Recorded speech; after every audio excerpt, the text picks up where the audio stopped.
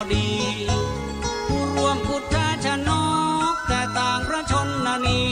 ซึ่งวันนี้มีงานอาวาหะมงคลวันอภิเษกสมรสอันโอฬารนันทกุมารกับนางกัลยาณีเสร็จภัตกิจแล้วองค์มหามุนีตรัสวาจี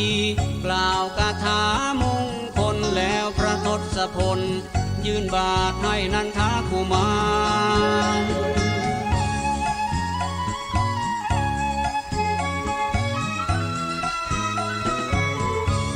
เสด็จจากวังโดยมิรังรอนานนันทาไม่อาจค้านขอคืนบาทพระศาสดาได้แต่หวังลงจากวังถึงหน้าพระลานพระเชษฐานั้นคงรับบาทมิคลาดคลาครั้นถึงจุดหมายมิได้ทรงนำพาคิดต่อมาถึงนอกวังคงรับไปส่วนว่านางกัลยาณียอดเทวีคู่สมรสงดงามกระไรได้ข่าวพระจินสีพระอนุชานั้นไฟให้ร้อนพระทัยรีบตามไปทันทีแล้วเอ่ยว่าจีเตือนให้กลับโดยไว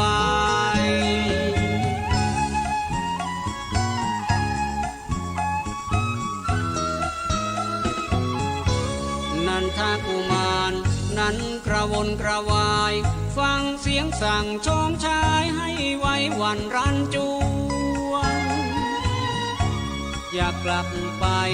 พบอรไทยเนื้อนวลในใจยิ่งให้หวนปวนปั่นกระสันสวงมีกล้ากราบทูลถวายใดๆนั้นทั้งปวงจำฝืนสวงจนล่วงถึงนิโครธาราม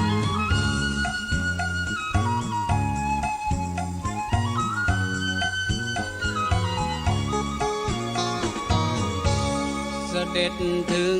พระคันธกุฎีองค์พระมุนีทรงรับบาตรแล้วจึงตรัสค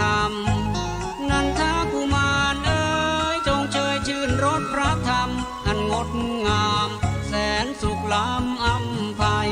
จงตั้งใจใฝ่ในการบรรพชา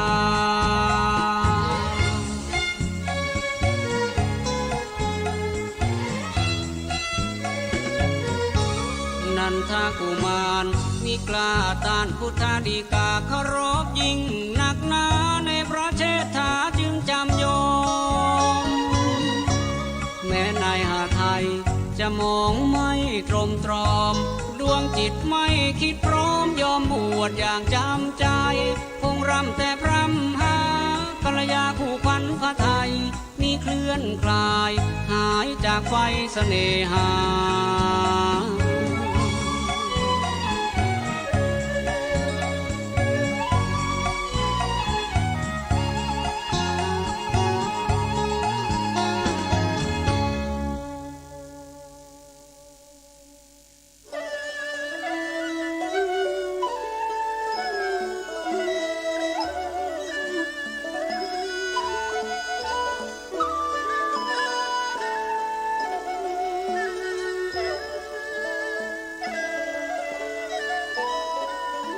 พระนันทกุมารผู้นี้ก็คือพระอนุชาต่างมารดาของเจ้าชายสิทธัตถะอันเกิดแก่พระนางมหาประชาบดีน้องสาวของพระนางสิริมหามายาเทวีซึ่งพระเจ้าสุโธทนะได้ยกขึ้นเป็นพระมเหสีหลังจากพระนางสิริมหามายาเทวีได้ที่วงคตแล้วนั่นเองที่บรรพชานั้นใจไม่มีความยินดีในการบรรพชาเลยแต่ด้วยความเคารพเป็นอย่างยิ่งในองค์พระเชษฐาไม่รู้จะหลบเลี่ยงหรือหาทางออกอย่างไรเมื่อพระพุทธเชษฐาตรัสว่านันทะเธอจงบรรพชาเถิดพระนันทะก็เลยรับปากไปว่าข้าพระองค์จะบวชพระเจ้าข้าทั้งที่ใจไม่มีความปรารถนายินดีแม้แต่น้อย ภายในดวงจิตครุ่นคิดคำนึงถึงแต่พระพักของนางชลบทกัลยาณีเจ้าสาวของตนที่เพิ่งแต่งงานกัน และถ้อยคำจำนันของนางที่ร้องสั่งเตือนให้รีบกลับจึงมีจิตกระสันกำหนัดคำนึงถึงนางตลอดเวลาไม่มีใจใฝ่ในการบรรพชาบำเพ็ญภาวนาแต่ประการใด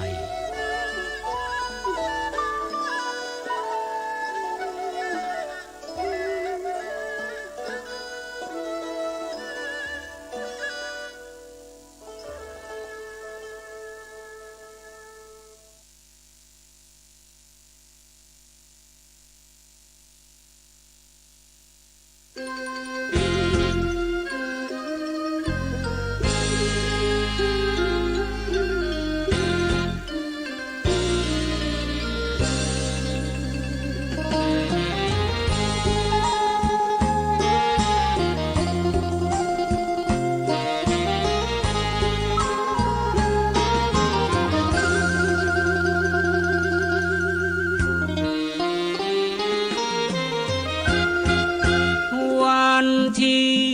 7ที่เสด็จกบิลพาส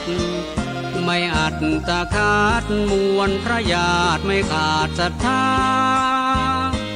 ต่างถวายอาภิวันทั่วกันเรื่อยมาส่วนว่าพระนางพิมพาพระมารดาราหุลกุมารจัดแจ้งแต่งอาภรณ์วิจิตรการให้ราหุลกุมารองค์น้อยนั้นพลันแย้มวจี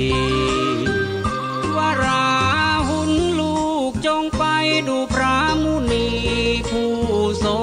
ภีวันนะผ่องใสเกินใดจะปานสมณะองค์นั้นนั่นแหละคือท่านองค์พระบิดาของลูกรักวอนลูกจงมุ่งตรงไปหากราบไหว้แทบพระบาทาพระบิดากราบทูลเร็วไว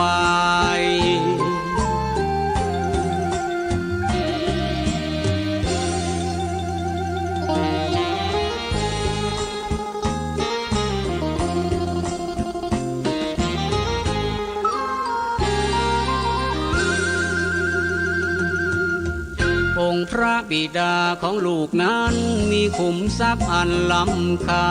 มหาศาลเกินนับคณาอันนั้นเกินกว่าคาดหมายพระบิดาของลูกมิได้พันผูกราชทรัพย์ไว้นับแต่วันบรรพชาไปมิได้ใส่ใจห่วงหาลูกจงกราบทูลท่านขอทรัพย์อันล้ำค่าจากองค์พระบิดาเป็นรัชทายาทสืบไป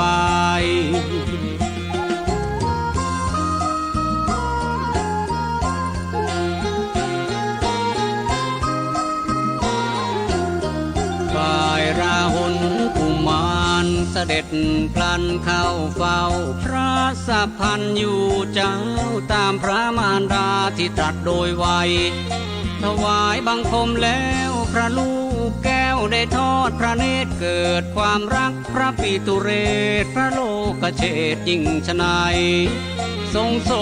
มนัสตรัสชมร่มเงาพระทรงชัยพระพักพระองค์ทรงผ่องใสสุดหาใดๆจะเปรียบปานมิได้ทูลขอทรัพย์สมบัติใดๆนั้นมัวชมแต่พระโพธิญาณลืมการทูลขอทรัพย์สินใดๆ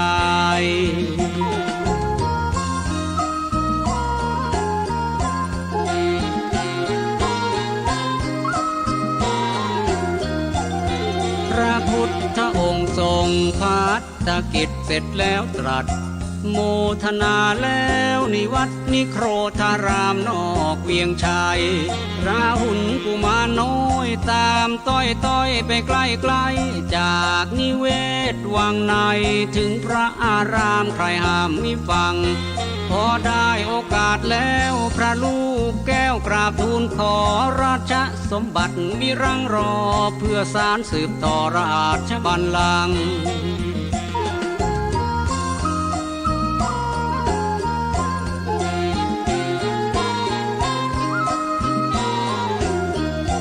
พระบรมศา สดาสดับวาจาราหุลนั้นทรงดำริโดยพลันถึงทรัพย์อันราหุลหวัง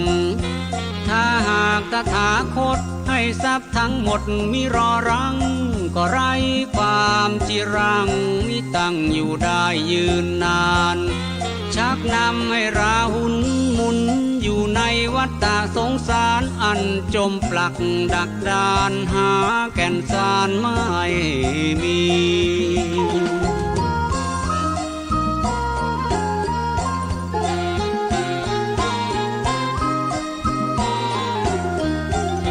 เช่นนี้ตถาคตจะกำหนดทรัพย์ให้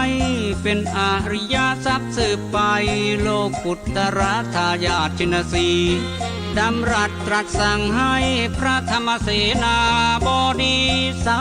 รีบุตรอย่ารอรีบรรพชานี้แก่ราหุลกุมารเป็นสามเณรนงน้อยตั้งแต่ในวันนั้นนับเป็นปฐมกุมารสามเณรองค์แรกในศาสนา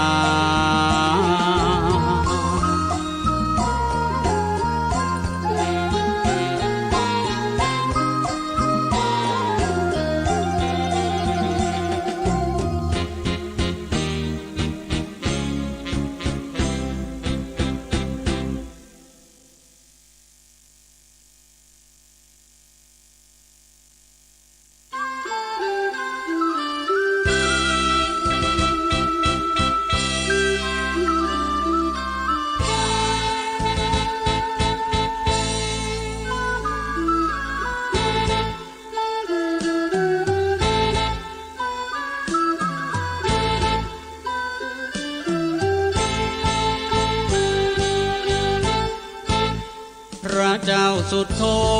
ธนาราชันทราบข่าวราหุลกุมารนั้นทรงบัรพชาทรงโทมนัสเสียพระทัยหนักหนาความหวังดังเดิมมาองค์ราชาตั้งไว้ให้สิทธัตถกุมารนั้นครอบครองเวียงชัยครั้นออกบวชก็หมายจะมอบต่อให้นันทกุมาร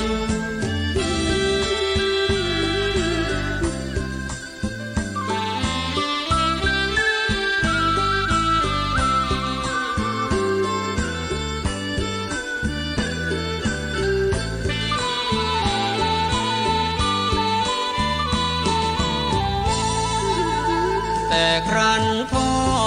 พระศาสดาให้นันทาบรรพชาก็หวังราหุลผู้เป็นหลานจะได้สืบราชทายาทยิ่งยืนนานครั้นราหุลกุมารพระพักขวันนำไปบรรพชาก็สิ้นความหวังทุกอย่างที่ตั้งมาโทมนัสหนักหนาร้อนอุราดังถูกไฟ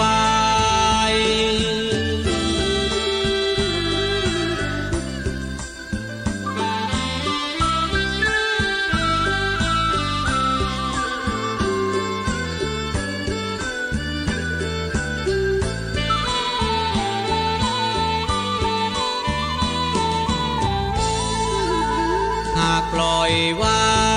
คงไม่นานวงศากยาพระกุมารคงถึงการหมดไปด้วยพระบรมศาสดาเดชาชัยจะโน้มนำให้คิดไฟใจการบรรพชาจะเกิดทุกข์ในใจของบิดามารดาด้วยไรคนมาเป็นทายาทสืบสกุล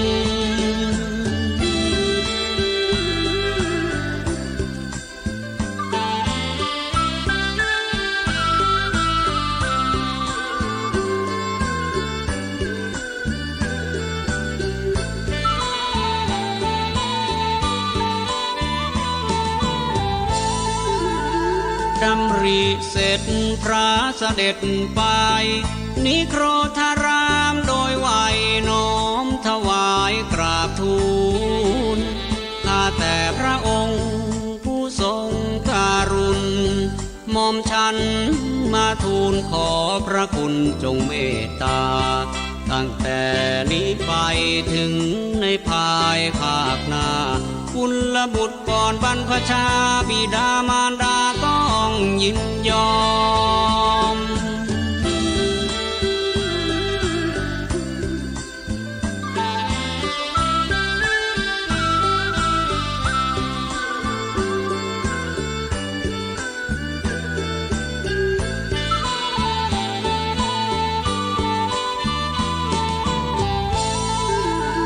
พระโพ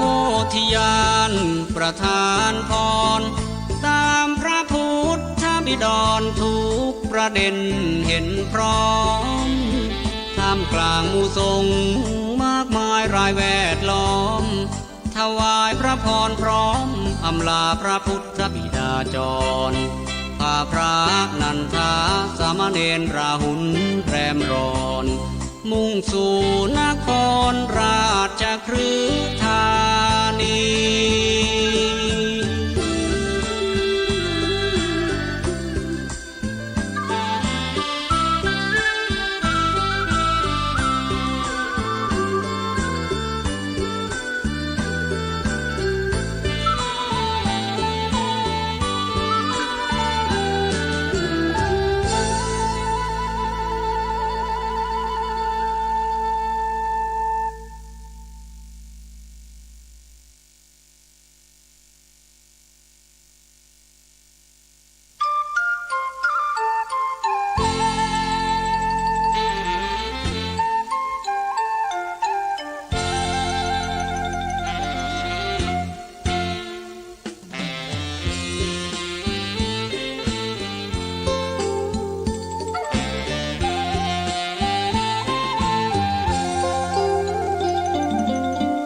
เสด็จถึงราชคฤห์นค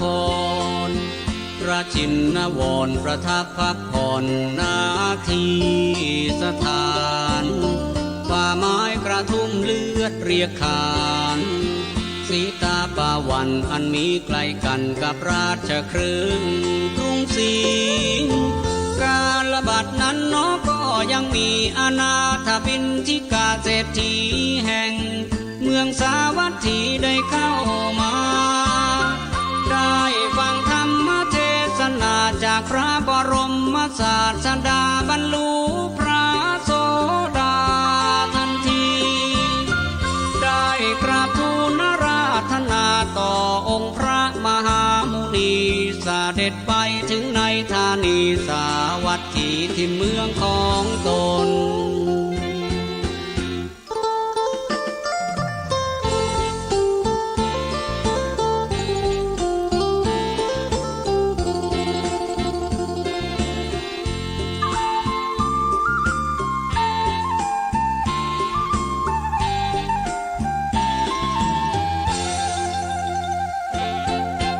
เมื่อองค์พระศาสดารับอาราธนาแสนปรีดายิ่งล้นอนาถบิณฑิกาเศรษฐีรีบกลับธานีสาวัตถีเริ่มต้น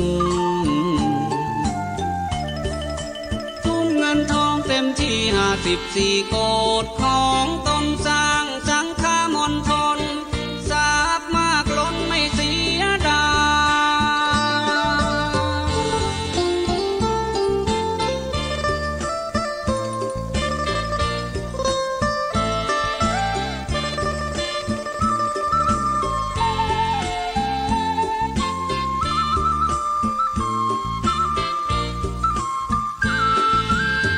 สร้างพระเช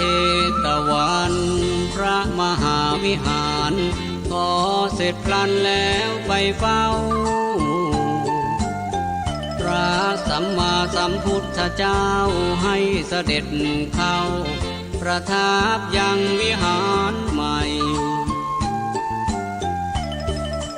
จึงพระพุทธองค์และอีกหมู่สงฆ์มากมายพร้อมเสด็จไปจำพรรษาเมืองสาวัตถี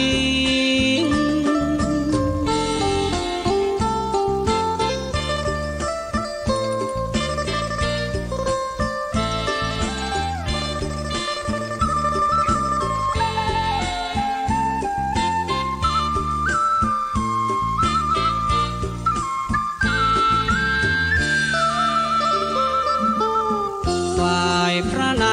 นั้นไม่สา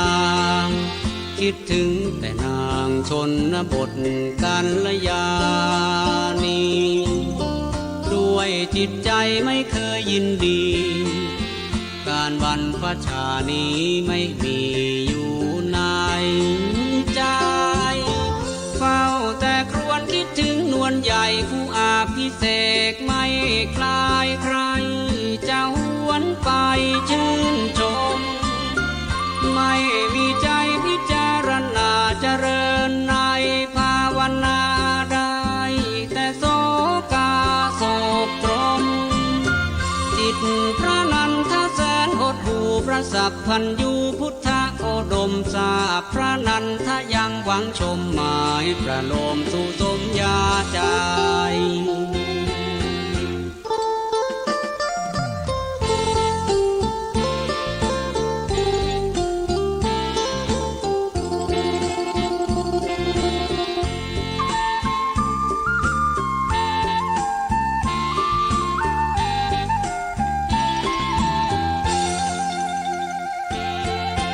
จึงเข้าจูงก่อนพระอนุชาแสดงพระฤทธาขึ้นดาวดึงบันดาลหายระหว่างทางเห็นกระจ่างใจแม้ว่านอนใหญ่นั่งบนต่อไม้ใกล้ทางที่ผ่านแล้วทรงพาขึ้นไปให้เห็นนางฟ้านางสวรรค์ที่ละลักของพันสุดจะสันทันรนา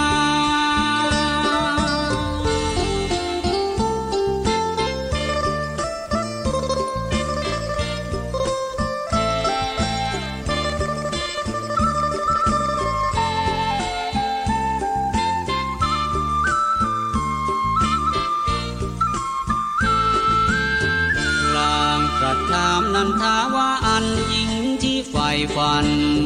นางกัลยาณีที่ว่าเทียบกับนางอักษรกัลยา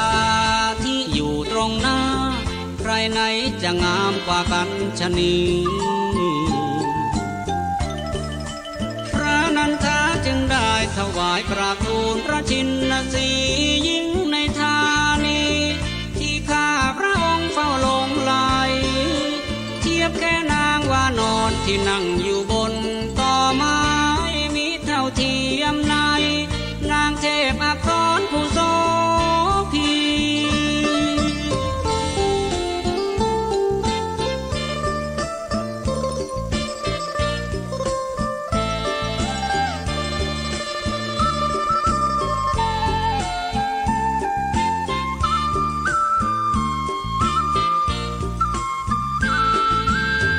พระพุทธองค์ทรงตรัสว่าถ้าเธอปรารถนาซึ่งนางฟ้านี้จังได้ชมสมฤดีตถาคตนี้ขอรับรองเป็นแม่นมันขอให้เธอตั้งใจปฏิบัติจริงในพรหมจรรย์แล้วไม่นานวันได้นางสวรรค์มาแนบกายแม้นเธอนั้นมุ่งหน้าตั้งจิตภาวนากรรมฐานแล้วไม่ช้านานได้นางสวรรค์มาชิดชม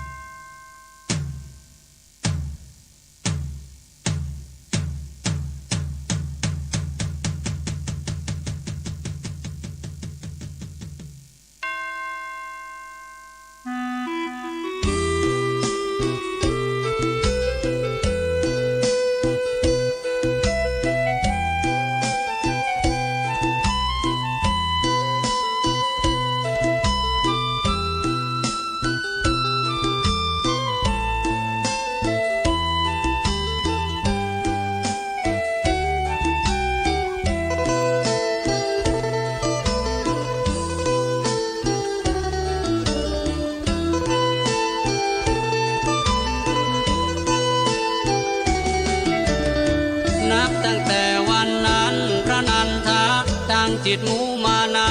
ภาคเพียรไว้หวังนางเทพอักษรอรไทยเร่งเพียรในภาวนา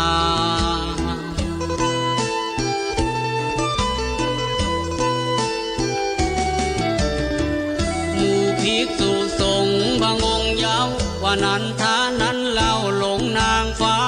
จึงเร่งกรรมฐานภาวนาเพื่อหวังได้นางเทพธิดามิได้ศรัทธาแต่อย่างใด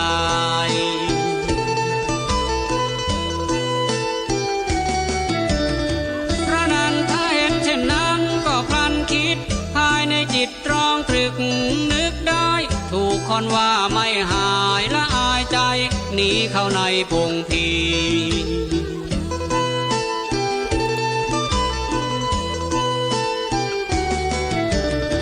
ประพฤติธรรมเด็ดเดียวอย่างเหนียวแน่นไม่แคลนคลอนหย่อนยานมันเต็มที่ดับกิเลสตัณหา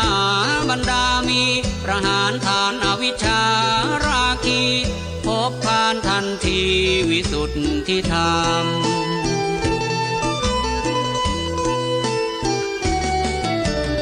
เมื่อรู้ว่าจิตพ้นมนอาสวะบรรลุพระอรหันต์อันเลิศล้ำจึงมากราบทูลองค์พระทรงธรรมองค์พระผู้ล้ำพระกรุณา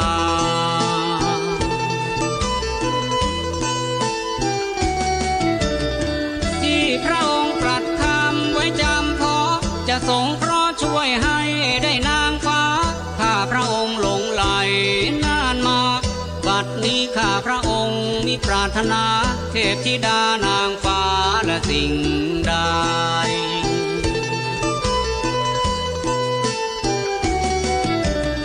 พระพุทธองค์ทรงตรัสโมทนาตรัสพระธรรมกถาเสริมต่อไว้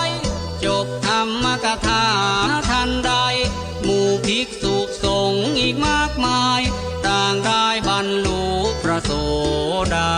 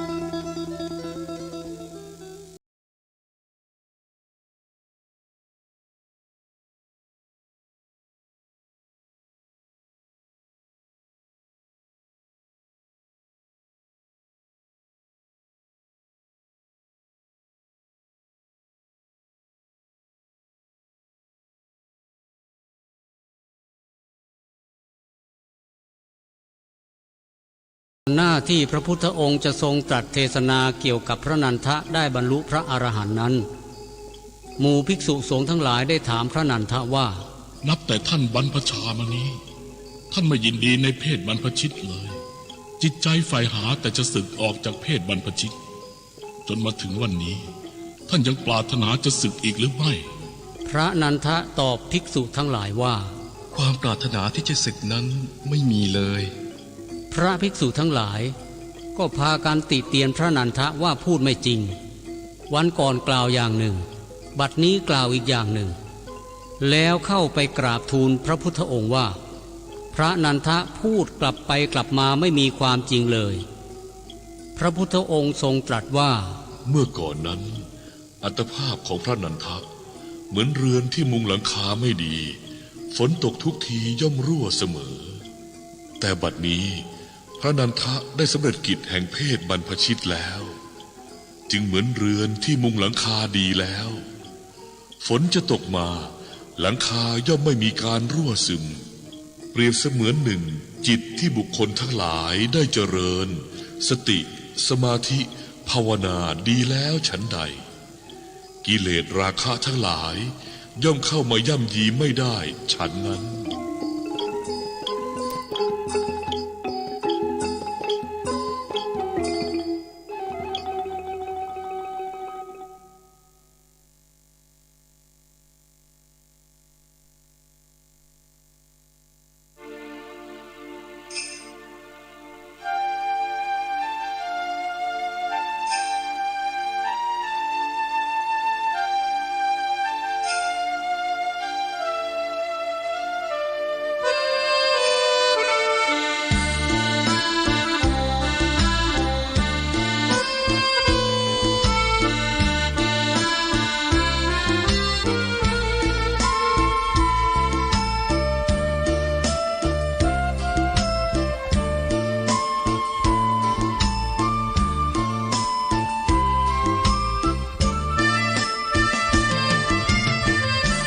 พระบรมศาสดาเสด็จจาริกมายังมหาชนบทนั้นประทับอยู่ยังอนุปิยาอัมพวันแขวงเมืองนั้นพาราณสีที่ลือขจรครั้งนั้นยังมีเจ้าชายมุ่งหมายแน่นอนจากนครกบิลพัสเสด็จมาเฝ้าองค์พระสัมมาไทยใฝ่หาในธรรมดำรง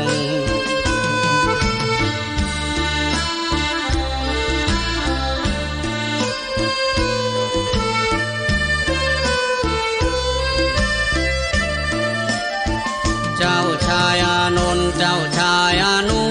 รุทธะเจ้าชายกิมพิละเจ้าชายพัทยาสากยาวงศ์เจ้าชายพักคูเจ้าชายเทวทัตรวม6 องค์มีจิตจำนงจะบวชตามองค์พระมหามุนีพร้อมชักชวนช่างกันระบบอำมาตย์นามว่าอุบาลีรวม7 พอดีมุ่งจอระลีไม่ช้าตราบถึงกลางวะนาเจ้าชายต่างพาปลดเครื่องประดับกาย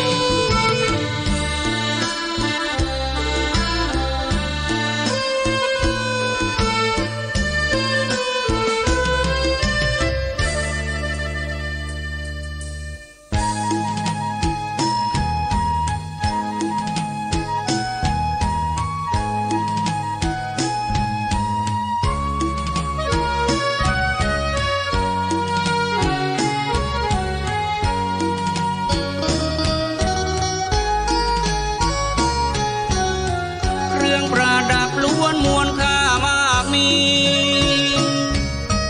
รวมแล้วให้อุบาลีกลางตรัสวจีขึ้นพลันทันใดท่านจงนำมันกลับไปสู่ยังวังเวียงชัยนำออกขายเลี้ยงชีพเถิดนาบาลีน้อมพร้อมรับไปย้อนกลับในทางเดิมที่เคยเดินมาเพื่อกลับกบิลพัสพาราพลางคิดขึ้นในใจว่ากษัตริย์ในกรุงไกรต่างองค์ก็ต่างดุร้ายถ้าเรานี้กลับไปพร้อมของมีค่าก็จะเมาเข้าใจว่าเรานี้เข็นฆ่าพระราชกุมาร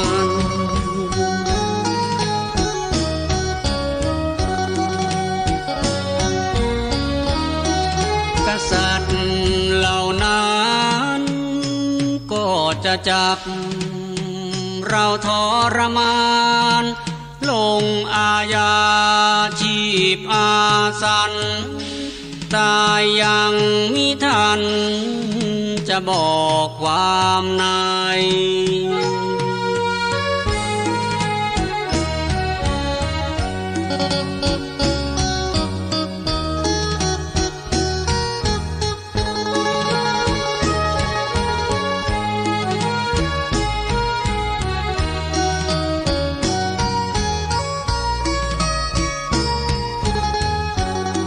อีกอย่างหนึ่งนั้นทั้ง6 พระกุมารยายไม่คิดจะผูกพันปราศาสตร์อันมโหฬารหรือใดๆเรานี้มีแค่เครื่องประดับที่เขาทิ้งให้ยายจะหมายอะไรสิ่งนั้น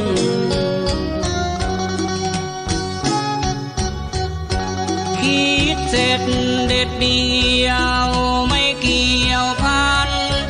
เอาเครื่องประดับอา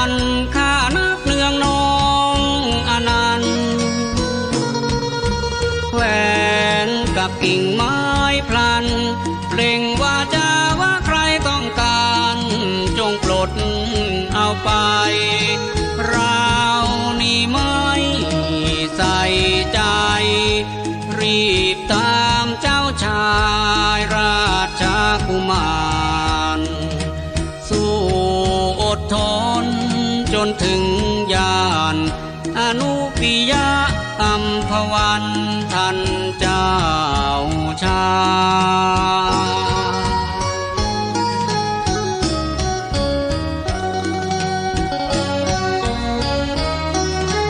กราบทูลแจ้งประสงค์ต่อ6 องค์พระกุมารไสยขอบวชน้อมพร้อมเจ้าชายเป็นบรรพชิตไปชั่วชีวี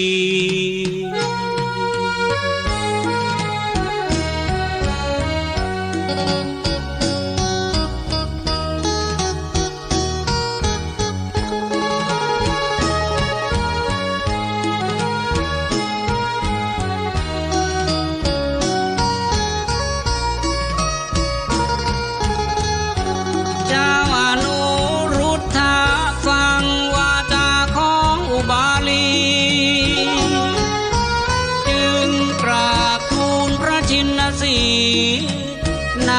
ทันทีขอพระผู้มีพระภาคได้โปรดบวชอุบาลีก่อนแล้วค่อยบวชข้าพระองค์ทั้งหลาย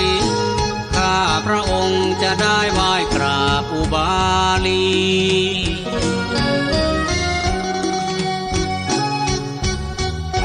เพื่อลดมานะขัตติยามากมีใน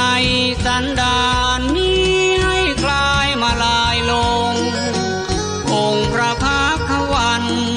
ประทานดังเจตจำนงบวชอุบาลีแล้วจึงทรงบวชกษัตริย์6 องค์ต่อมาเป็นพระภิกษุในศาสนาสาวกพระศาสดายิ่งใหญ่บวชมาแล้วมันเปลี่ยนไปยึดธรรมวินัยไม่คลาดคลา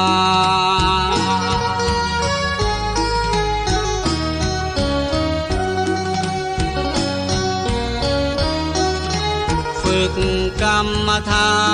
นไม่นานเนิ่นช้าต่างองค์มันภาวนาตรงต่อข้อวัดของพระศาสดาก็ได้ทำนั้นมาประดับเรือนใจ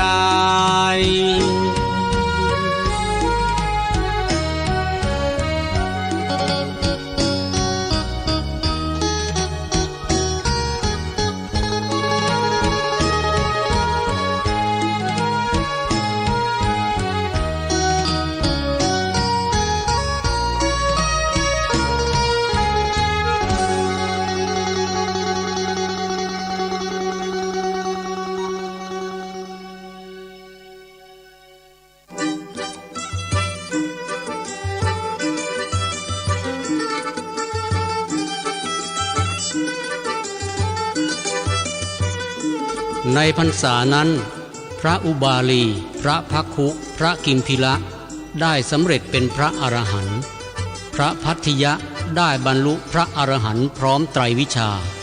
พระอนุรุทธะได้สำเร็จทิพจักขุญาณจนเชี่ยวชาญก่อนแล้วต่อมาภายหลังได้ฟังพระธรรมเทศนามหาปริสาวิตกสูตรก็ได้สำเร็จเป็นพระอรหันต์พระอานนท์ได้บรรลุพระโสดาบันส่วนพระเทวทัตนั้นได้เพียงปุถุชนฤทธิ์ซึ่งยังคล้องต้องติดอยู่ในโลกิยะวิสัยยังห่างไกลจากแสงแห่งพระอริยะมิได้มีสถานะเป็นพระอริยสงฆ์ระดับจิตยังดำรงคงอยู่ในวังวนอันเป็นของโลกิยะบุคคลเท่านั้นพระเทวทัตนามนี้เป็นที่รู้จักกันอย่างแพร่หลายแต่ก็มีผู้คนอีกมากมายยังไม่รู้ความเป็นมาของท่านในที่นี้จึงขอแนะนำให้ท่านที่ยังไม่รู้ ได้รู้บ้างพอสังเขปพระเทวทัตเป็นราชโอรสของพระเจ้าสุปพุทธะซึ่งเป็นพระปิตุลาหรือลุงของเจ้าชายสิทธัตถะและเป็นพี่ชายของพระนางยโสธราพิมพานั่นเอง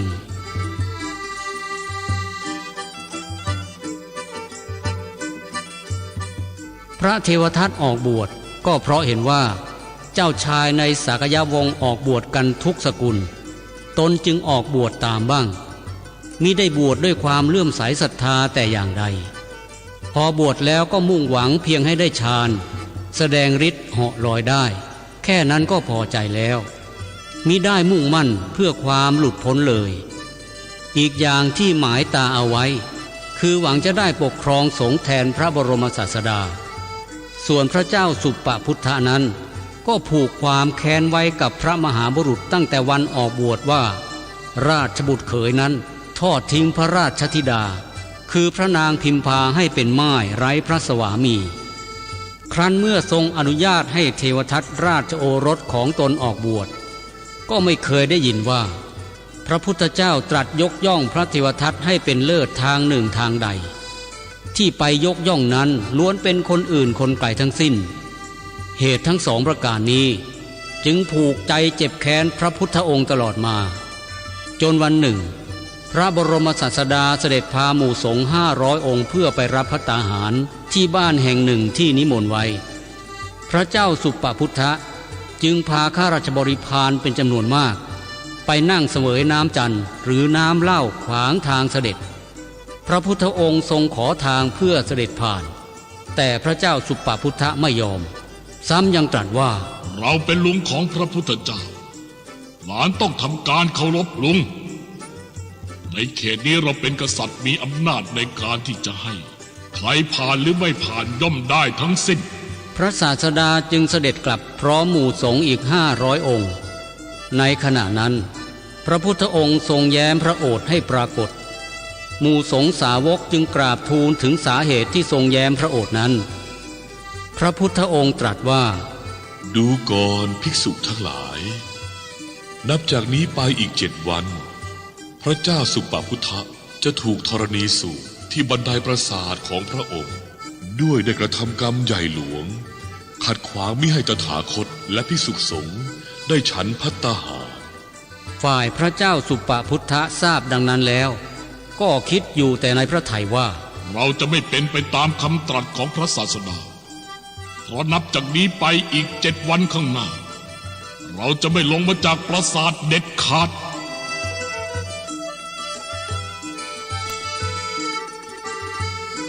ครั้นถึงวันที่7ก็มีเหตุให้เป็นไปม้าทรงคู่พระทัยที่ผูกไว้ในโรงม้าก็ร้องขึ้นด้วยเสียงอันดังมากและร้องไม่หยุดพระเจ้าสุปพุทธะทรงเป็นห่วงว่าม้ามงคลคู่พระทัยคงจะมีอันตรายแน่นอนจึงลืมคำตรัสของพระพุทธเจ้าไปชั่วขณะรีบลงจากปราสาทพอก้าวพระบาทถึงบันไดติดพื้นพระสุธาแผ่นดินก็แยกออกและสู่พระเจ้าสุปพุทธะจมหายไปในธรณีโดยไม่มีใครช่วยได้นี่คือความเป็นมาของพระเทวทัตในเบื้องต้นขอเชิญท่านสาธุชนติดตามเรื่องราวของพระเทวทัตต่อไป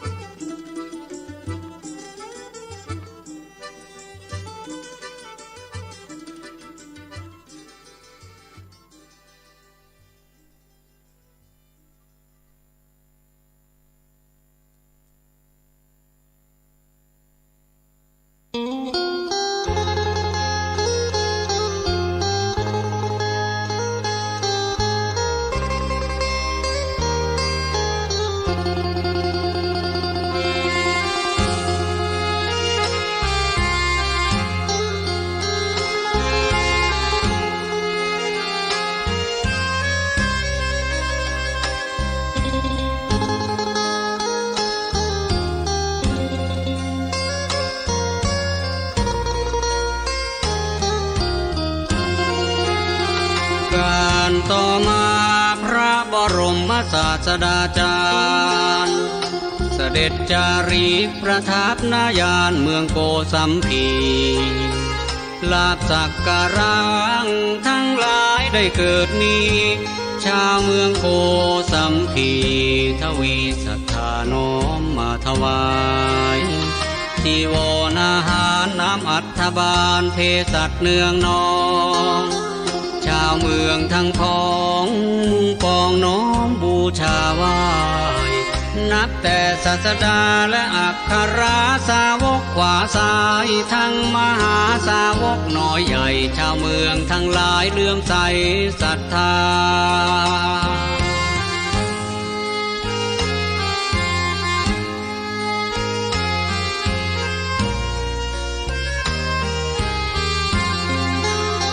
แต่ไม่มีใคร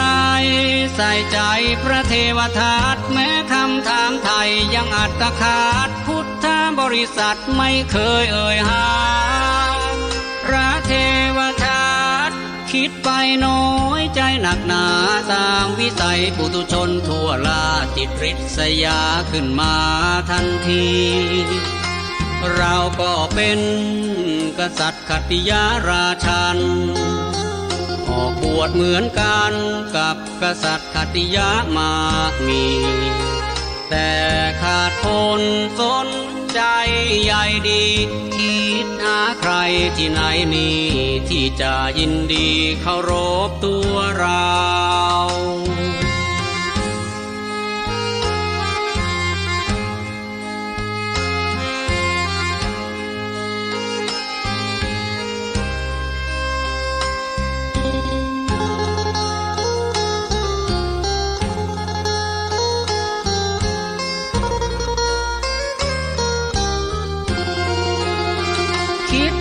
คิดไปลงที่เจ้าชายอาชาติศัตรูโอรสพระเจ้าพิมพิสารนั้นดูเห็นว่ายังอยู่ในวัยเยาว์ยังไม่รู้คุณและโทษใครไหนหนักเบาควรแล้วที่จะเอาตัวเราเข้าไปใกล้ชิดโดยไวทำให้เจ้าชายอาชาติศัตรูนั้นเกิดศรัทธาลาภสักการะจะไหลหลั่งมาอย่างง่ายดาย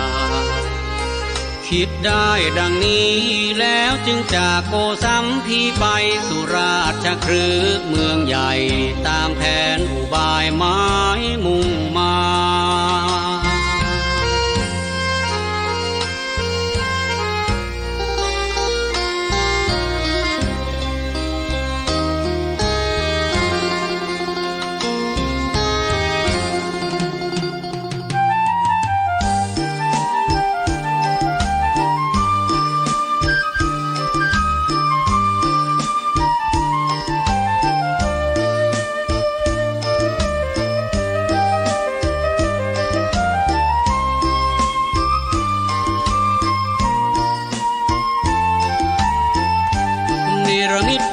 เป็นหนุ่มน้อยเอาอสรพิษห้อยประดับ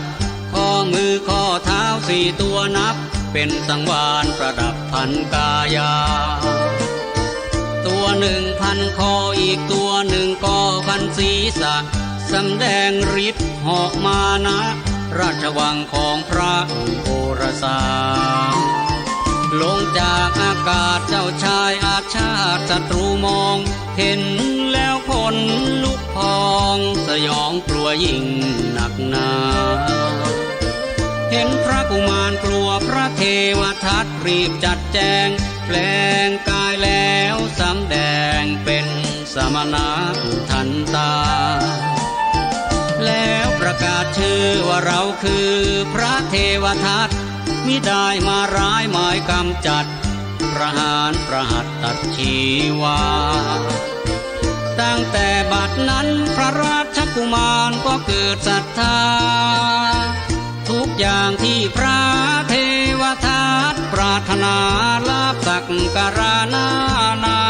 น้อมมาถวายล้นมากมี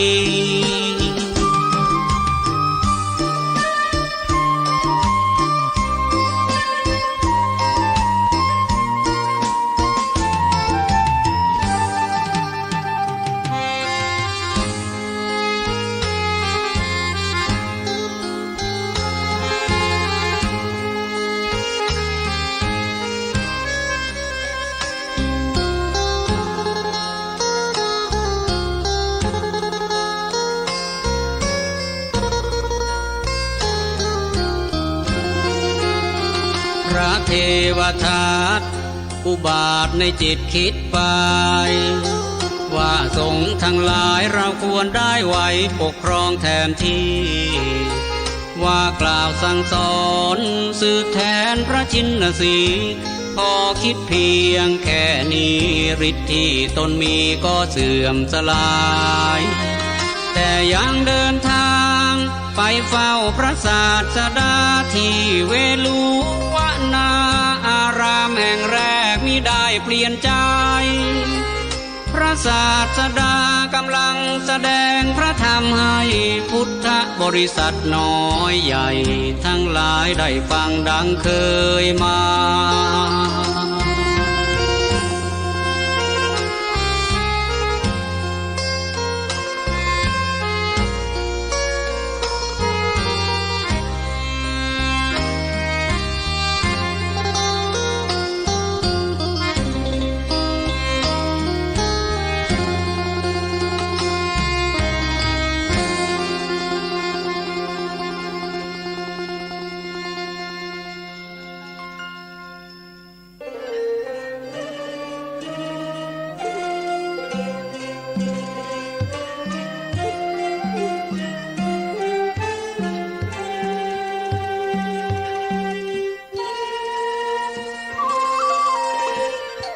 บรรดาพุทธบริษัทที่มาฟังพระธรรมเทศนาในวันนั้นมีพระเจ้าพิมพิสารทรงเป็นประธานเมื่อจบพระธรรมเทศนาแล้วพระเทวทัตได้เข้าไปนมัสการพระบรมศาสดาจารย์กราบทูลว่าข้าแต่พระอนันตคุณอดุลยศาสดาบัดนี้พระองค์ก็ทรงเหนื่อยล้าและพระชรามากแล้วขอพระผู้พองพุทธดุจประทีปแก้วจงทรงพักผ่อนย่อนพระทัยทั้งพระวรกายโดยมีความขนขวายแต่เพียงบางเบาการปกครองสงฆ์ทุกหมู่เหล่าข้าพระพุทธเจ้าจะขอรับเป็นธุระเองทุกประการขอพระบรมศาสดาจารย์ได้บรรหารและประกาศมอบหมู่ภิกษุสงฆ์ทั้งหลายให้แก่ข้าพระพุทธเจ้าข้าพระพุทธเจ้าจะได้ว่ากล่าวสั่งสอนภิกษุสงฆ์ทั่วแดนแทนพระองค์สืบไปสมเด็จพระบรมศาสดาเมื่อได้สดับคำของพระเทวทัตพระองค์จึงทรงตรัสห้ามว่าดูก่อนเทวทัตการกระทำเช่นนั้นไม่เป็นการสมควรอย่างยิ่งเธออย่าได้กระทำเลยพระเทวทัตถูกพระพุทธองค์ทรงห้ามปรามก็เกิดความไม่พอใจรีบพลุนพลันออกไปทันทีภายในจิตใจก็คิดเครียดแค้นผูกอาฆาตพยาบาทต่อองค์พระศาสดามานับแต่นั้นโดยคิดร้ายอยู่แต่ในใจว่าเราจะต้องหาทางกำจัดและกระทำอันตรายแก่พระสมณโคดมให้พินาศล่มจมให้จงได้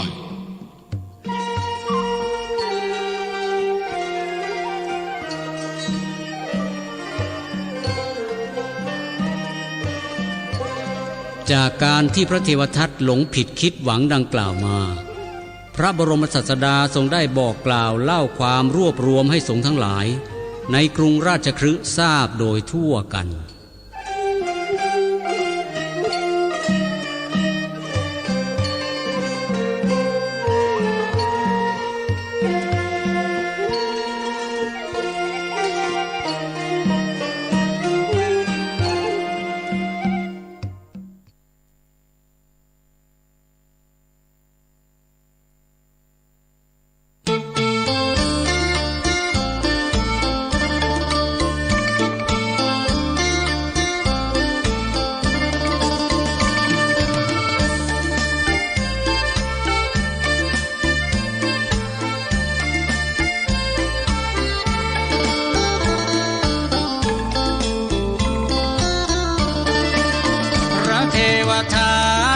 เครื่องหรือไทย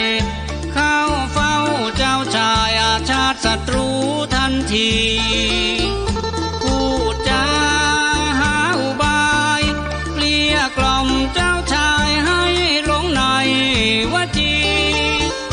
ว่ามนุษย์สมัยก่อนนั้นอายุยืนยาวนานนับหมื่นพันปีสมัยนี้สั้นลงเหลือดีลดน้อยถอยเสื่อมลงทุกทีพระ องค์อาจสิ้นชีวีก่อนได้ครองแผ่นดิน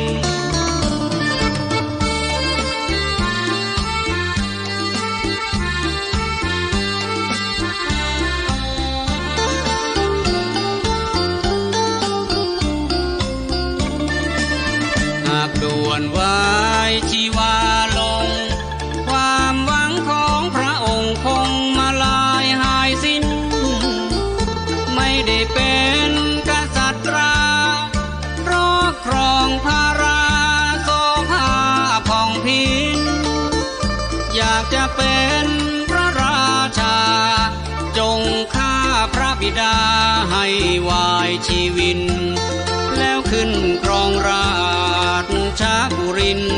จากเจ้าชายขึ้นสู่พระภูมินทร์เป็นผู้บานของแผ่นดินสิ้นคนเทียมทาน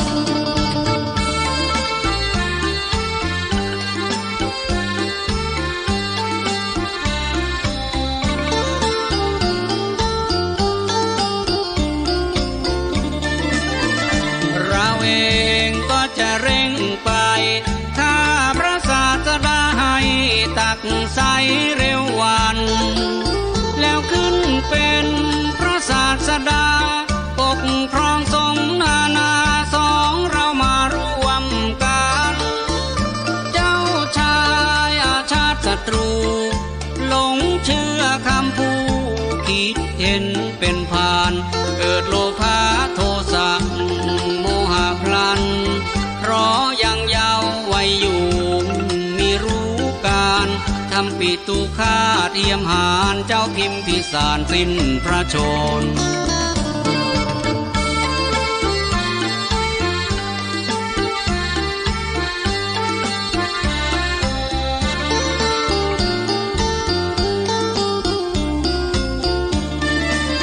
ได้ครองราชบัลลังก์ตามแผนการที่ตั้งวางไว้แยบยลพระเทวทัตบอกอาชาติศัตรูขอนายขมังธนูยอดฝีมือ16 คนพระเทวทัตจัดบัญชาทั้ง16 คนมาซุ่มยิงพระทศพลนายธนูนั้นต่างง้างธนูตนง้างแล้วค้างอยู่ดูชอบกล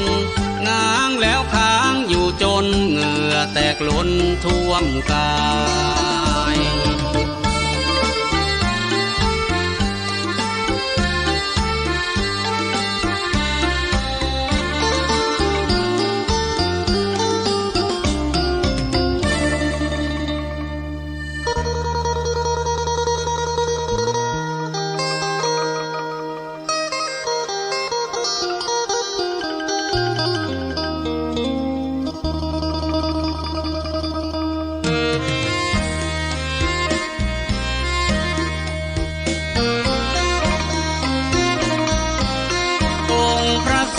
พันยูรู้ทุกขั้นตอน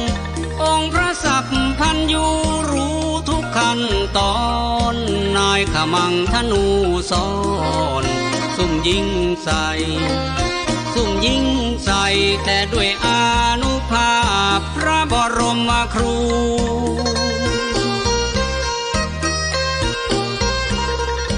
นายขมังธนูยิงไม่ได้ยิงไม่ได้ง้างค้างอยู่อย่างนั้นอัศจรรย์ล้นง้างค้างอยู่อย่างนั้นอัศจรรย์ล้นจนกระทั่งพระทศพลเรียกเข้าไปเรียกเข้าไปแล้วตรัสพระเทศนาเมตตาล้ำ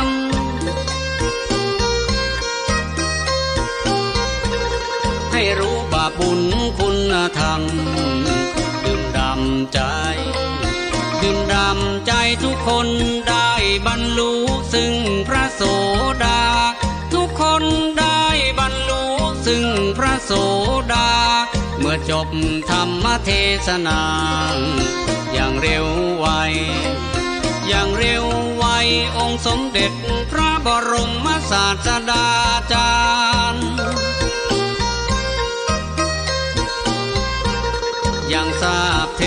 ทัดนั้น คิดทำลาย คิดทำลายแต่มีได้ถือโทษโกรธเครื่องขุนในฤทัยมีได้คิดวายวุ่นยังเมตตาการุณตลอดไป